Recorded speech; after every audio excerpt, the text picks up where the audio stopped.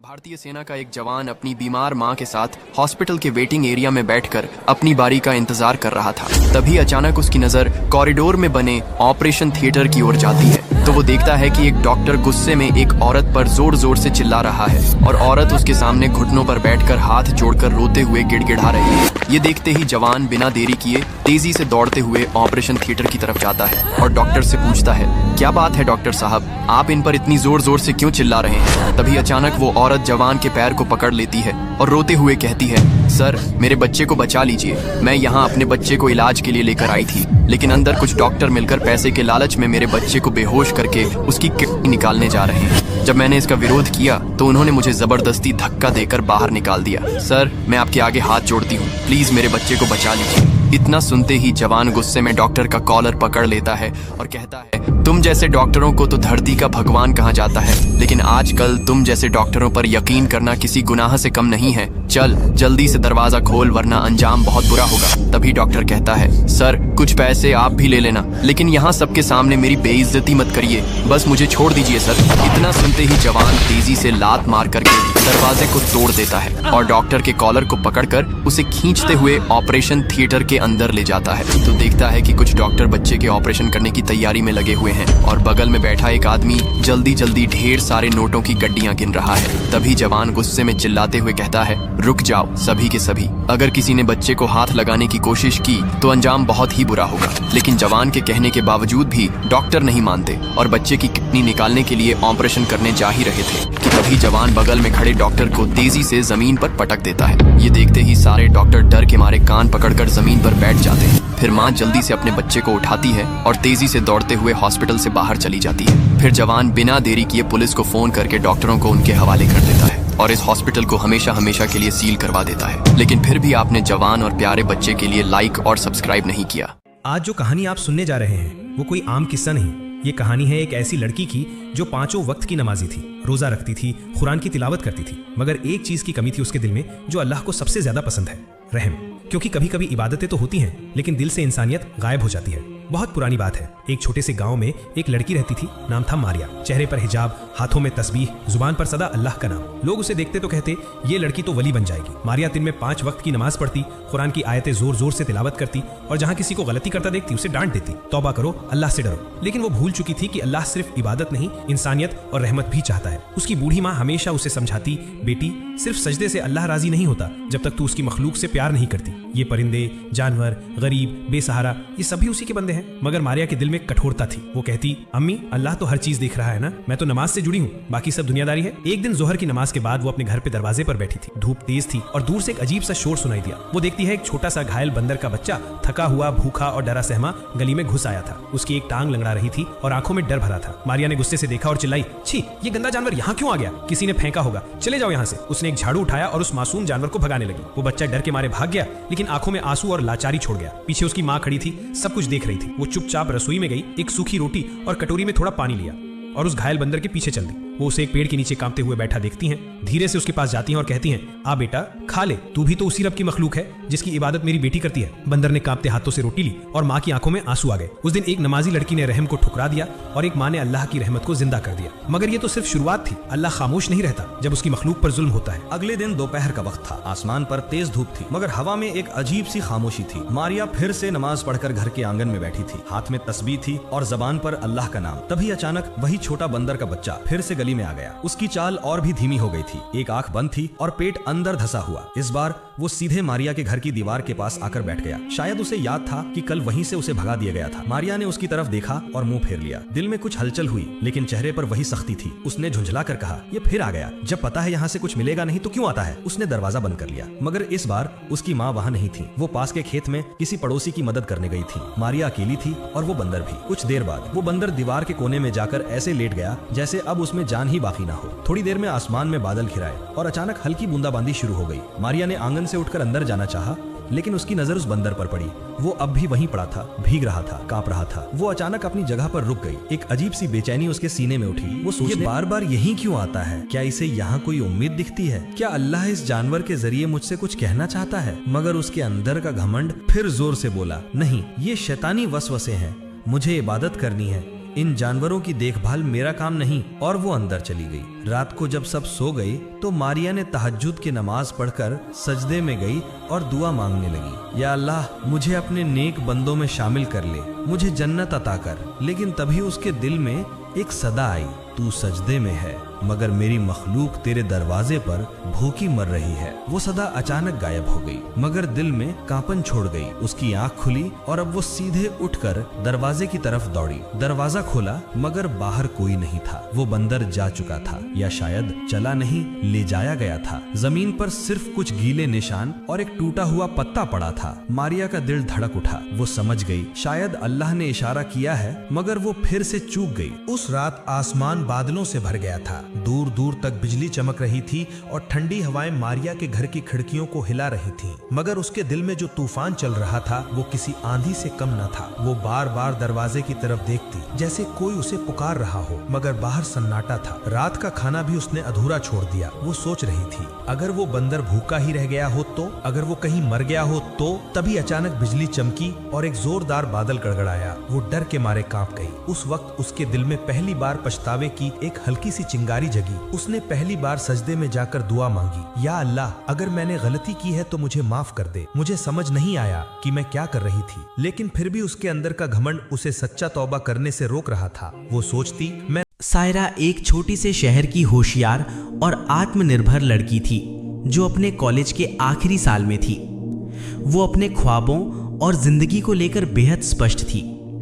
सायरा की दुनिया बहुत साधारण थी, किताबें, चाय की प्यालियां और कुछ गहरे ख्वाब। लेकिन एक दिन कॉलेज में एक नया छात्र आया, रेहान।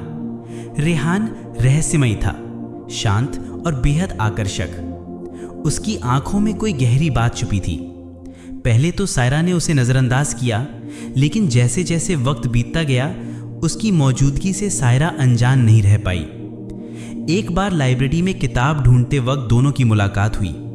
किताब हाथ में लेते हुए उनकी उंगलियां टकराईं और तभी एक अजीब सी ठंडक सायरा ने महसूस की। रेहान की आवाज़ धीमी थी, लेकिन उसमें एक जादू था। तुम भी यही किताब पढ़ रही हो? सायरा ने हंसते हुए कहा। हाँ, लेकिन लगता है तुमने पहले ही हत्या ली। रेहान मुस्कुराया, लेकिन उसकी मुस्कान में कोई रहस्य छुपा था। धीरे धीरे दोनों की बातचीत बढ़ी। रेहान बेहद जानकार था, लेकिन हर बात में वो इंसानी जज्बातों को जैसे महसूस करना सीख रहा था। एक दिन सायरा ने रेहान को कॉलेज के पिछवाड़े में अकेले बैठे देखा, जैसे किसी से बात कर रहा हो, मगर वहाँ कोई नहीं था। जब उसने पूछने की कोशिश की तो रेहान ने टाल दिया। फिर एक रात सायरा को एक सपना आया, एक वीरान जंगल और कोई उसे दूर से देख रहा है। उसकी आंखें जल रही थीं और हवा में अजीब फुसफुसाहटें थीं। सपने में वही ठंडक थी जो रेहान को छूते वक्त लगी थी। सायरा का दिल डर से भर गया, लेकिन उसका मन उसे बार बार रेहान की तरफ खींचता। फिर एक शाम जब बिजली कड़क रही थी, सायरा ने देखा कि रेहान की परछाई दीवार पर कुछ अलग सी लग रही है, जैसे वो इंसानी ना होकर कोई और ही रूप ले रही हो। सायरा ने हिम्मत कर पूछ लिया, रेहान, तुम कौन हो? रेहान चुप रहा, फिर आहिस्ता से कहा, मैं वो नहीं हूं जो तुम सोचती हो। मैं इस दुनिया से नहीं, एक और दुनिया से आया हूं। सायरा चौंकी, मगर डरने की बजाय उसने कहा, क्या तुम्हें लगता है मैं तुम्हें अब नहीं समझूंगी? रेहान की आंखों में पहली बार नमी दिखी। उसने सच्चाई बताई, वो एक जिन है जिसने इंसानी दुनिया में आकर मोहब्बत करना सीख लिया है। सायरा कुछ पल चुप रही, फिर बोली, क्या तुम्हारा दिल इंसानी तरह धड़कता है? रेहान ने उसका हाथ थामा, जब से तुम्हें देखा है। हाँ, सायरा ने मुस्कुराते हुए कहा, तो तुम इंसान ही हो मेरे लिए। अब उनकी मोहब्बत खुलकर परवान चढ़ने लगी। सायरा ने पहली बार जाना कि मोहब्बत डर नहीं, ताकत देती है। मगर साथ ही शुरू ही एक और कहानी, इंसान और जिन के रिश्ते की। रेहान ने बताना शुरू किया कि उसका असली नाम राहेल था। उसे सैकड़ों साल पहले एक श्राप मिला था कि जब तक कोई इंसानी दिल उसकी मोहब्बत को स्वीकार नहीं करेगा, वो रूहों के भटकाव में रहेगा। सायरा उसकी मोहब्बत बनकर आई थी, लेकिन अब अगर रेहान को पूरी तरह इंसान बनना है तो उसे जिनों की दुनिया में जाकर आखिरी परीक्षा देनी होगी। वो परीक्षा जिसमें या तो उसका इंसानी रूप मिलेगा या उसका वजूद ही मिट जाएगा। रेहान और सायरा की मोहब्बत अब एक नए मुकाम पर पहुंच चुकी थी। इंसान और जिन की ये मोहब्बत अब किसी रहस्य की तरह नहीं रही, बल्कि एक हकीकत बन गई थी। लेकिन यह हकीकत सिर्फ इंसानों की दुनिया में ही नहीं, जिनों की दुनिया में भी भूचाल ला चुकी थी। रेहान ने अपनी जिन कौम की सबसे बड़ी मर्यादा तोड़ी थी, एक इंसान से मोहब्बत करना और इंसानी रूप में बदलने की कोशिश करना। ये बात जल्द ही जिनों की सभा तक पहुंच गई, एक अंधेरे और रहस्यमयी आयाम में स्थित वो सभा जहां सैकड़ों साल पुराने जिन, जिन्नात और आत्माएं बैठती थीं। उस सभा के मुखिया थे जरकान, एक प्राचीन और शक्तिशाली जिन जो कभी रेहान का गुरु भी रह चुका था। जरकान ने गुस्से में आकर कहा, रेहान ने हमारी जाति को कलंकित किया है। इंसानों से मोहब्बत करके वो हमारी शक्ति और अस्मिता को ललकार रहा है। उसे वापस लाओ, चाहे जिंदा या मुर्दा। सभा ने 3 सबसे खतरनाक जिनों को चुना, तबरीक, लाजिफ और शारा। ये तीनों रेहान के बचपन के साथी थे, लेकिन अब उसकी तलाश में दुश्मन बन चुके थे। इधर रेहान और सायरा अपनी दुनिया में खुश रहने की कोशिश कर रहे थे। रेहान अब पहले से ज्यादा इंसान लगने लगा था। ना उसकी आंखें चमकती थीं, ना हवा में अजीब कंपन। वो अब कॉलेज जाता, दोस्तों से घुलता मिलता और सायरा के साथ खुलकर हंसता। मगर उसका दिल जानता था कि तूफान आने वाला है। एक रात सायरा को सपना आया, एक सूनी घाटी, एक उखड़ती हुई जमीन और उस पर खड़े 3 साए। उनमें से एक ने कहा, हम आ रहे हैं अपने खोए हुए को वापस लेने। सायरा चीखते हुए उठी। वो समझ गई कि यह सपना नहीं था, एक चेतावनी थी। दूसरे दिन रेहान ने बताया, मैं जानता हूं कि वो मुझे ढूंढ रहे हैं। जरकान और बाकी सब मुझे वापस अपनी दुनिया में खींचना चाहते हैं। वो मेरी मोहब्बत को गुनाह समझते हैं, मगर मैं अब उनके उसूल नहीं मानता। सायरा ने उसका हाथ थाम लिया। तुम अकेले नहीं हो, अब मैं भी तुम्हारे साथ हूं, हर आग और हर अंधेरे में। उस शाम जब दोनों कॉलेज से लौट रहे थे, अचानक हवाओं में एक भारीपन छा गया। चारों ओर धूल उठी और समय जैसे थम गया। आकाश से एक गहरा बादल नीचे उतरा और उसमें से 3 आकृतियां प्रकट हुईं, तबरीक, लाजिफ और शारा। रेहान, हमारी दुनिया ने तुझे जन्म दिया था, तू उसे ठुकरा नहीं सकता। तबरीक गरजा। रेहान आगे बढ़ा, उसकी आंखों में डर नहीं था। मैंने तुम्हें नहीं ठुकराया, मैंने खुद को चुना है। मैं अब मोहब्बत में जीना चाहता हूं, डर में नहीं। लाजिफ ने गुस्से से कहा, मोहब्बत तुझे बचा नहीं पाएगी। सायरा बीच में आ गई। ये मोहब्बत ही है जिसने एक इंसान को जिन बना दिया है। अब इसकी ताकत तुमसे कहीं ज्यादा है। शारा ने कुछ पल सायरा को देखा। उसकी आंखों में कोई पुराना दर्द था। कभी मैं भी इंसान से मोहब्बत कर बैठी थी, मगर मुझे तब कोई नहीं समझा। शायद तुम्हारी मोहब्बत कुछ बदल पाए। उसने पीछे हटते हुए कहा, जरकान से बचना आसान नहीं होगा, पर तुम्हें एक मौका मिलना चाहिए। मैं इस जंग में शामिल नहीं। अब 2 जिन बचे थे, तबरीक और लाजिफ। दोनों ने हमला किया, मगर रेहान ने अपनी रूह की सारी शक्ति को इकट्ठा किया और एक रोशनी की दीवार खड़ी कर दी। सायरा ने भी अपनी दादी की पुरानी ताबीज रेहान के गले में डाल दी। वो ताबीज जिसमें एक इंसान और जिन की यारी की दुआ लिखी थी। वो दुआ, वो मोहब्बत और रेहान का इंसान बनने का जुनून मिलकर एक ऐसी शक्ति बन गया जिसने दोनों जिनों को पीछे धकेल दिया। वे घायल होकर भाग गए, लेकिन जाते राते चेतावनी दे गए कि जरकान अब खुद आएगा। सायरा ने रेहान की ओर देखा। हमारे पास वक्त कम है, मगर हमारी मोहब्बत अब सिर्फ हमारा नहीं, एक नई दुनिया की उम्मीद है। चांदनी रात के साये में सायरा और रेहान ने पहाड़ियों की ओर रुख किया। अब शहर सुरक्षित नहीं था। जिनों की दुनिया के द्वार धीरे धीरे खुलते जा रहे थे और सबसे बड़ा खतरा अब सामने आने वाला था, जरकान। रेहान जानता था कि जरकान कोई साधारण जिन नहीं, बल्कि आत्माओं का स्वामी है। वो न केवल जिनों का नेता था, बल्कि समय और मृत्यु को भी नियंत्रित करने की ताकत रखता था। सदियों पहले उसने इंसानियत से नफरत की शपथ ली थी, क्योंकि उसकी अपनी मोहब्बत एक इंसानी लड़की से अधूरी रह गई थी। वो अब किसी भी जिन को इंसान के करीब आते नहीं देख सकता था। सायरा का संकल्प, अगर जरकान से लड़ना है तो हमें उसकी दुनिया में जाना होगा, रेहान ने कहा। सायरा ने सिर हिलाया। मैं तैयार हूँ, मगर हमें उस जगह का रास्ता कैसे मिलेगा? रेहान ने जेब से एक काले रंग की अंगूठी निकाली। ये मेरी माँ की है। वो भी एक जिन थी, लेकिन आधी इंसान भी। उन्होंने इसे मुझे दिया था। ये रास्ता खोलेगी, लेकिन बदले में एक कीमत मांगेगी। क्या कीमत? या तो मेरी रूह का हिस्सा या तुम्हारी, रेहान ने शांति से कहा। सायरा चौंकी। तुम ऐसा क्यों सोचते हो कि मैं पीछे हटूंगी? रेहान ने उसकी आंखों में देखा और पहली बार मुस्कुराया। इसीलिए तो मैं तुम्हें चाहता हूं। दरवाजा खुलता है। जब दोनों पहाड़ियों के शिखर पर पहुंचे तो रेहान ने अंगूठी को जमीन पर रखकर मंत्र बुदबुदाए। बाबे आलम अलजिन इफ्ताह बिस मोहब्बत। जमीन कांपने लगी। आसमान की बिजली ऊपर गिरी और वहीं से एक नीली लौ जल उठी। आग के बीचों बीच एक काले पत्थर का द्वार उभरा, जरकान की दुनिया का प्रवेश द्वार। जैसे ही वो भीतर घुसे, समय की गति बदल गई। चारों ओर वीरानी, राख और चीखों की गूंज थी। सायरा ने रेहान का हाथ कसकर थाम लिया। जरकान का सामना। वे एक विशाल किले के सामने पहुंचे, जिसके चारों तरफ रूहें घूम रही थीं। कुछ बंधी हुई, कुछ आज़ाद, लेकिन सबके चेहरे पर पीड़ा थी। एक भयानक गर्जना हुई और काले धुएं से जरकान प्रकट हुआ। उसकी ऊंचाई 10 फुट से भी ज्यादा थी। उसकी आंखें आग जैसी जलती थीं और उसकी दाढ़ी धुएं से बनी लगती थी। तो यही है वो इंसानी लड़की जिसके लिए तुमने हमारी कौम को धोखा दिया, जरकान ने गरजते हुए कहा। रेहान आगे बढ़ा।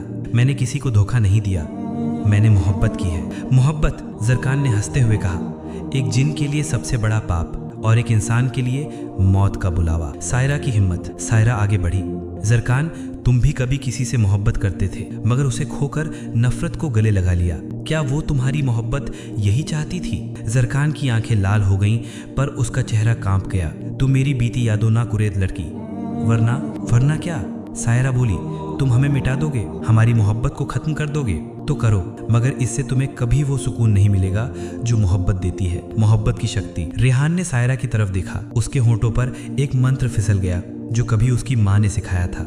इश्क उल हक नूरुल जां, लहू में बहता पैगाम। सायरा ने वही तावीज अपने गले से निकालकर रेहान की छाती पर रखा।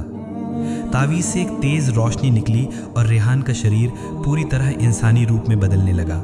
जमीन कांपी, हवाएं रुक गईं। जरकान ने गुस्से में अपनी सारी ताकत उनके ऊपर झोंक दी। आग, बर्फ, बिजली, सब एक साथ। मगर उस मोहब्बत की शक्ति इतनी प्रबल थी कि वो सब उसे चीर कर निकल गई। जरकान की चीख गूंजी, नहीं, मोहब्बत जीत नहीं सकती। मगर अब बहुत देर हो चुकी थी। जरकान का अंत और मुक्ति। जैसे ही रेहान का रूप स्थायी इंसानी बन गया, जरकान के शरीर में दरारें पड़ने लगीं। उसकी आत्मा एक भवन में समाने लगी। रेहान ने कहा, तेरी मोहब्बत अधूरी थी जरकान, मेरी मुकम्मल हुई है। अब तुझे भी रिहा होना चाहिए। जरकान की आंखों से पहली बार एक आंसू गिरा। आग का नहीं, पानी का। शायद मैं भी गलत था। ये कहते हुए उसकी आत्मा हवा में विलीन हो गई। नई शुरुआत। रेहान और सायरा जरकान की दुनिया से लौटे। उनकी मोहब्बत ने एक नई मिसाल कायम की थी। अब जिनों और इंसानों की दुनिया में एक पुल बन चुका था। रेहान अब पूरी तरह इंसान था, लेकिन उसकी यादों में वो जिनों की दुनिया हमेशा रहेगी। सायरा ने कहा, क्या तुम अब कॉलेज की लाइब्रेरी में सिर्फ पढ़ोगे या मुझे दोबारा किताब हथियाने दोगे? रेहान हंसा। अब मैं तुम्हारी हर किताब, हर ख्वाब और हर दिन का हिस्सा बनना चाहता हूँ। सायरा और रेहान अब पहाड़ियों की एक पुरानी गुफा में शरण लिए हुए थे। बाहर तूफानी हवाएं चल रही थीं और आकाश में रह रहकर नीले रंग की विद्युत चमक रही थी। ये जरकान के आगमन की पूर्व चेतावनी थी। गुफा के भीतर एक प्राचीन शिला पर रेहान ने अपना हाथ रखा। अचानक पत्थर की सतह पर नक्शे और चिन्ह उभर आए। ये जिनों की पुरातन भाषा थी। रेहान ने कहा, यहाँ से एक दरवाज़ा खुलता है जो दो दुनियाओं के बीच की सीमा रेखा है। अगर मैं उस सीमा को पार कर गया तो मेरा वजूद या तो पूरी तरह इंसान बन जाएगा या पूरी तरह मिट जाएगा। सायरा ने उसकी ओर देखा। उसकी आंखों में आंसू थे। क्या कोई और रास्ता नहीं? रेहान ने उसका हाथ थामा। तुम ही तो मेरा रास्ता हो, मगर जरकान को हराने के लिए मुझे उसकी दुनिया में जाना ही होगा। और ये केवल ताकत की लड़ाई नहीं होगी, ये मोहब्बत की आखिरी परीक्षा होगी। सायरा ने अपने बैग से एक छोटी सी लाल डायरी निकाली। ये मेरी दादी की डायरी है। इसमें एक प्राचीन जादुई मंत्र है, तहजीब दिल, जो दो दुनियाओं के दिलों को जोड़ने की ताकत रखता है। अगर तुम और मैं दोनों एक साथ इस मंत्र को पढ़ें तो शायद हम उस द्वार को बंद कर सकते हैं जिससे जरकान आ रहा है। रेहान की आंखों में उम्मीद जगी। गुफा की दीवारों पर अचानक काले साए उभरने लगे। हवा में गरजते स्वर गूंजे, तुम हमें रोक नहीं सकते, इंसानी मोहब्बत एक मजाक है। जरकान की परछाई दरवाजे के उस पार से दिखने लगी। समय कम था। सायरा और रेहान ने एक दूसरे की ओर देखा और मंत्र पढ़ना शुरू किया। दिल से दिल जो हो वाबस्ता, अंधेरे भी हो जाए रोशन रास्ता, जिसे रूहों ने नकारा वही मोहब्बत अब हो दोबारा प्यारा। जैसे ही अंतिम पंक्ति पूरी हुई, गुफा में एक सुनहरी रोशनी फैल गई। जरकान की परछाई कांपने लगी, मगर तभी जरकान ने अपनी पूरी शक्ति से हमला किया। उसकी रूह सीधी रेहान की ओर बढ़ी। रेहान ने सायरा की ओर देखा। मैं तुमसे मोहब्बत करता हूँ और अगर मुझे मिटना भी पड़े मैं तुम्हें बचा कर जाऊंगा। उसने अपने भीतर की रूह शक्ति को आवाज दी। उसी पल उसकी आंखों से रोशनी निकली और सायरा के दिल की धड़कनों के साथ जुड़ गई। दोनों की मोहब्बत ने एक ऊर्जा चक्र बना लिया, एक ऐसा चक्र जो समय, मृत्यु और अंधेरे से भी ताकतवर था। जरकान चीखा, नहीं, ये मोहब्बत मेरी हार नहीं बन सकती। और उसी पल एक जोरदार विस्फोट के साथ गुफा की दीवारें थर्रा उठी। जब धूल छटी, सायरा अकेली थी। उसके हाथ में रेहान की ताबीज थी और एक आवाज हवा में गूंज रही थी, मैं मिटा नहीं, मैं बदल गया हूँ, और जब तुम्हारा दिल धड़केगा मैं वहीं होऊंगा। सायरा ने अपनी आंखें बंद कर ली और मुस्कुरा दी। रेहान अब उसके भीतर था, उसकी रूह का हिस्सा बन चुका था। जिन्नों की दुनिया से लौटने के बाद भी सायरा और रेहान की जिंदगी सामान्य नहीं हो सकी। अब वो एक नई उम्मीद के साथ इंसानों की दुनिया में थे, मगर दिल में एक डर बैठा था।